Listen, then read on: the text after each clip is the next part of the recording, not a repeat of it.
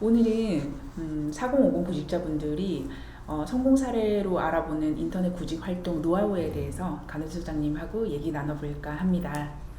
소장님, 그 4050 구직자분들이 사실 인터넷 뭐 사람인, 잡코리아, 워크넷 같은 곳에서 채용 정보를 보시고 이렇게 서류들을 많이 올리시면서 구직 활동을 하시잖아요. 그렇죠. 네. 근데 사실 더 효과적으로 하고 싶어 하시는 분들이 꽤 많으신데 그렇죠. 어떻게 하면 효과적으로 인터넷 구직 활동을 할 수 있을까요? 이제 인터넷 구직 활동이 사실은 장단점이 있기 때문에 네. 이걸 좀 잘 따져봐야 된다는 얘기예요. 그러니까 예를 들면 뭐 잡코리아도 그렇고 사람인도 그렇고 이제 제공하는 기능 중에 하나가 구직자가 내 이력서를 이제 그 사이트에 등록을 해놨을 경우에 네. 즉시 지원 이런 기능도 있어요. 예. 그래서 채용 공고 보고 바로 이제 지원할 수 있게 네. 이제 그렇게 돼 있는데 대부분 450 구직자분들이 그렇게 구직 활동을 하면 지원하기는 편하죠. 네. 근데 막상 서류 통과돼서 면접 보러 오라는 연락은 거의 없는 게 그렇죠. 네. 현실이거든요. 맞습니다. 이제 그 이유부터 먼저 알아야 되는 거예요. 먼저. 그래서 인터넷으로 구직 활동을 하시는 건 좋은데 첫 번째 생각해 보실 게 있어요. 내가 이제 요거 지원할 만하겠다라는 채용 공고를 봤을 때 네. 첫 번째 하셔야 되는 게 뭐냐면 이거를 지원할지 말지 네. 그것부터 결정을 해야 되거든요. 왜냐하면 그 막 지원한다는 얘기는 이제 묻지마 지원한다는 얘기잖아요. 네. 그럼 당연히 떨어지죠. 그러면 이 떨어지는 경험이 반복이 되면 네. 그 구직자한테 어떤 현상이 벌어지겠어요? 계속 실패를 경험하면서 굉장히 자존감이 낮아질 것 같다는 저 생각이 자존감도 떨어지게 되고 이제 구직 자신감도 떨어지게 네. 되고 이제 그러다 보면 이제 제일 안 좋은 경우가 어떤 경우냐면 내가 이 뭐 나이 때문에 취업이 안 되나 네. 보다 또는 이제 내 경력이 쓸모가 없나 보다. 예. 그래서 구직 활동을 좀 더 노력하기보다는 예를 들면 뭐 다른 길을 찾아본다든지 네. 뭐 창업으로 간다든지 네. 이런 경우가 되게 많거든요. 네. 그래서 사실은 첫 번째 주의할 점이 뭐냐면 지원할지 말지 이것부터 결정을 해야 되는데 네. 그러면 그 기준이 있어야 될 거 아니에요. 네, 이걸 내가 그렇죠. 지원할 건지 말 건지. 예.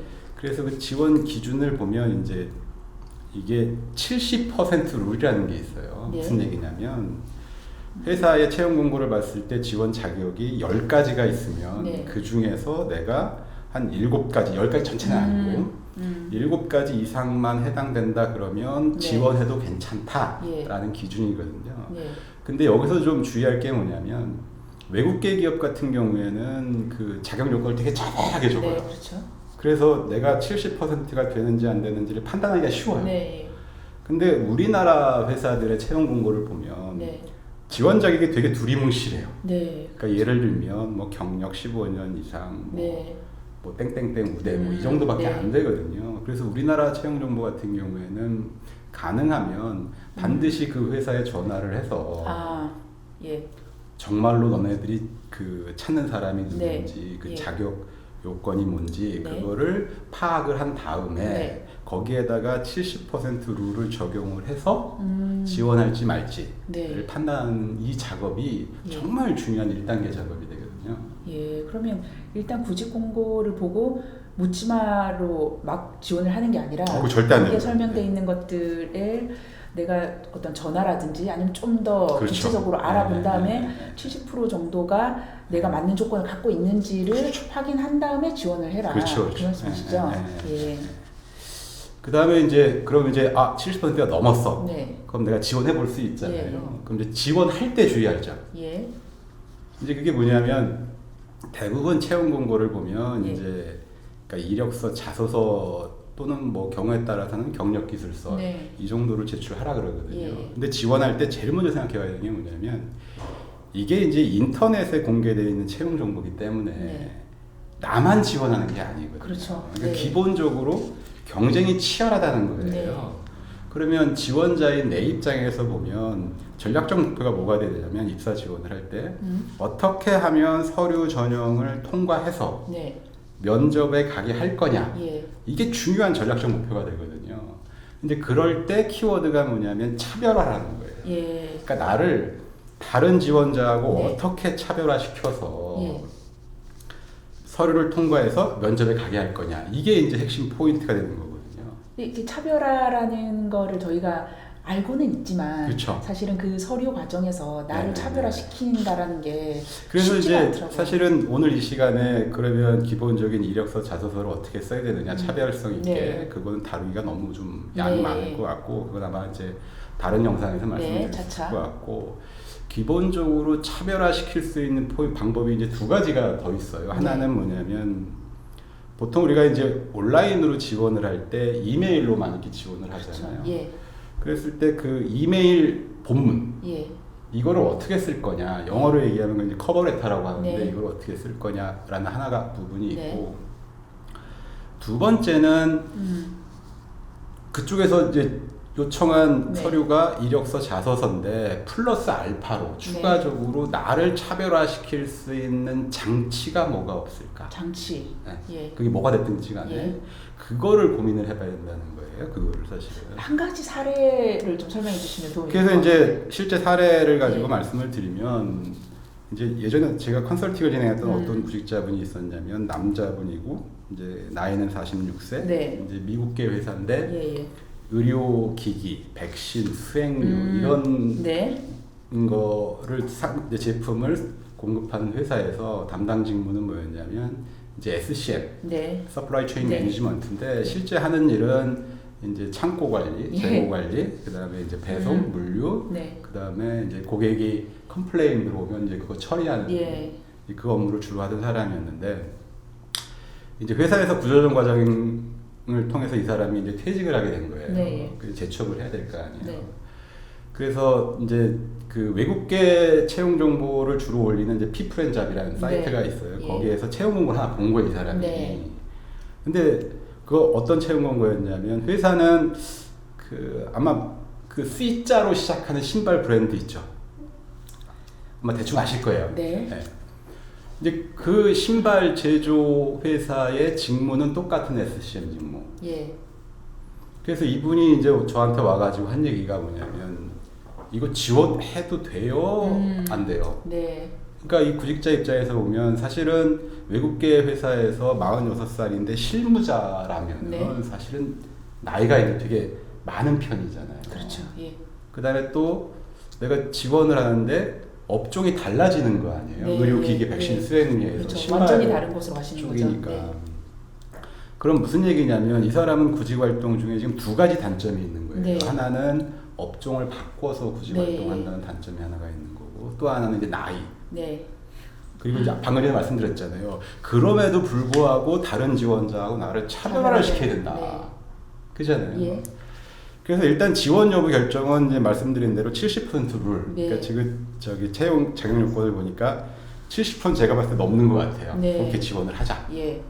그렇게 얘기를 했고 그다음에 두 번째는 커버레터를 쓰자. 네. 근데 사실은 커버레터 핵심이 뭐냐면 일반적인 구직자분들이 이메일로 지원할 때 그 이메일 내용을 쓰는 거 보면 어떻게 쓰냐면 안녕하세요 뭐 홍길동 뭐 채용 네. 담당자님 예를 들면 뭐 잡코리아 몇 월 며칠에 네. 해서 채용 공고를 보고 지원하는 네. 홍길동입니다.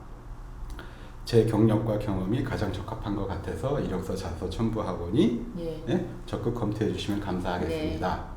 면접 기회가 있기를 희망합니다. 네. 보통 이렇게 써요. 네. 근데 문제는 다른 사람들도 다 그렇게 쓴다는 거예요. 그렇죠. 네. 그렇게 안 쓰면 안 되는 거 아닌가요? 아니 그러니까 이게 차별화를 얘기했잖아요. 네. 그래서 사실은 이제 이게 그 이제 서류 전형하는 사람들 입장에서 한번 생각해 볼 필요가 네. 있는 거예요. 서류 전형하는 사람들은 자기네들이 이제 지원 자격을 제시를 했잖아요. 예. 그러면 그걸 확인을 해야 될 거 아니에요. 네. 그러려면 첨부된 이력서, 자소서를 다 열어서 예. 또는 출력해서 읽어봐야 되잖아요. 그렇죠. 그게 되게 귀찮은 작업이에요. 네, 맞습니다. 그러면 차별화 포인트를 어떻게 가져갈 수 있는 거냐면 그 회사가 제시한 지원 자격 요건이 있죠. 네. 그게 이제 예를 들면 A 예. 딱 쓰고 예. 그 다음에 그 밑에 한 두 줄 정도로 네, 예. 내 관련된 경력 네. 사항을 딱 두 줄 정도 요약해 쓰고 네. 그 다음에 지원 자격 B, C, D, E 네. 이렇게 쓰면 아, 서류 전형하는 입장에서 보면 뭐냐면 우리가 알고 싶어하는 정보를 일목요연하게 그렇죠. 정리해서 네. 주는 효과가 네, 있거든요. 이제 그렇게 이메일 본문 하나 쓰는 거 하나. 두 네. 번째는 사실은 이 취업에 있어서 그 기업이 알고 싶어 하는 거는 과거에 무슨 일을 했느냐보다 네. 그것도 알고 싶어 하지만 더 알고 싶어 하는 거는 뭐냐면 그럼 실제 우리 회사에 와서 네. 어떤 방식으로 일을 해서 어떤 성과를 올릴 수 있는데 사실 이게 더 궁금한 거거든요. 그렇죠. 그러니까 예. 과거가 궁금한 게 아니라 미래가 궁금한 거란 네, 말이에요. 맞습니다. 그럼 그걸 어떻게 표현을 할까? 그래서 이제 이분하고 같이 작업한 거는 뭐냐면 결국은 SCM 쪽에서의 가장 핵심적인 거는 이제 비용 절감이거든요. 네. 그래서 이분하고 이제 작업한 게 뭐냐면 그럼 내가 이전 직장에서 네. 그 SCM 쪽의 비용 절감의 가장 핵심적인 항목들이 뭐고 네. 예? 그걸 보통 일반 기업은 현재 이런 상태로 하고 있는데 미래 네. 투비 모습은 이렇게 가야 되고 그렇게 가려면 구체적인 방법 how to는 이런 식으로 가야 된다. 네. 이걸 이제 정리를 하고 예. 그다음에 이제 근거를 대야 될 거 아니에요. 예. 그래서 내가 이전 직장 그 의료기기 회사에서 했던 그 결과를 바탕으로 예를 네. 들면 뭐 창고 관리, 재고 관리할 때 뭐 인건비를 얼마를 줄였다든지 뭐 임대료를 얼마를 줄였다든지 뭐 이제 배송 쪽에 비용을 얼마를 줄였다든지 이제 그거를 이제 그 그래프로 네. 왜냐면 그래프로 만들면 이제 비포 애프터가 눈에 확 들어오니까 네. 그 다음에 이제 마무리는 그래서 내가 당신네 회사에 가게 되면 네. 이러이런 기여, 특히 SCM 쪽의 어떤 효율성이라든지 비용 절감 쪽에 기여를 할 수 있다. 네. 예. 그래서 이런 내용을 이제 딱 2장이에요. 문서 많은 것도 아니거든요. 네. 그걸 추가로. 네. 그러니까 기본적으로 요구한 이력서, 자소서는 그대로 제출하고 예. 추가로 커버레터 쓰고 말씀드렸던 그 문서. 네. 저는 이거 솔루션 제안서라고 부르는데 예. 솔루션 그 문서 이제 추가로 작성을 해서 이제 제출을 했어요. 네. 그랬더니 바로 연락이 왔어요. 그 회사에서. 네. 그래서 이제 면접을 잡혔는데 이제 거기도 외국계 회사니까 이제 한국에 있는 HR 매니저하고 이제 컨트리 매니저 둘이 네. 동시에 면접에 들어왔는데 첫 번째 여기서 재밌는 건 뭐냐면 HR 매니저는 그 네. 커버레터에 감명받은 거예요. 그렇죠. 이게 뭐냐면 HR 매니저가 뭐라고 얘기를 했냐면 많은 지원자 중에 네. 우리가 알고 싶어하는 정보를 일목요연하게 정리해서 전달하는 사람은 당신이 유일했다. 네. 그래서 꼭 만나보고 싶었다. 네. 아니 사실 저도 채용 담당자로 일을 해봤지만 저희가 알고 싶어하는 거를 쓰시는 게 아니라 그분들이 하고 싶은 말씀을 주로 적어주시거든요. 네. 그래서 이제 우리가 원하는 요건들은 어디에 있는지를 찾다가 지쳐서 이렇게 덮게 되는. 맞아요. 그래서 사실 굉장히 채용 담당자 입장에서 효율적인 검토를 할 수 있도록 네, 만들어졌으니까 맞아요. 눈에 네, 이제 확 네, 띈다라는 네, 게 그쵸. 무척 공감이 네, 되네요. 예.